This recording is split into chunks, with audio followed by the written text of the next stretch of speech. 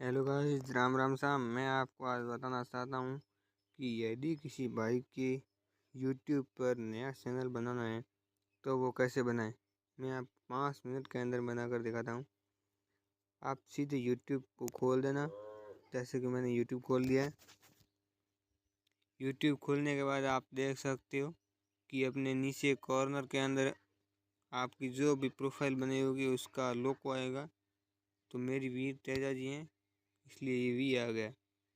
तो आप इसके वीर तेजा जी के नीचे लिखा हुआ स्विच अकाउंट, इस पर आप क्लिक करना और इधर प्लस के आइकन पर क्लिक कर देना।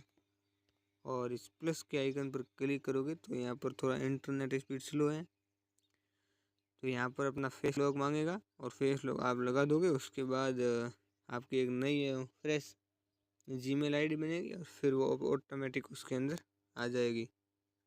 धन्यवाद दोस्तों।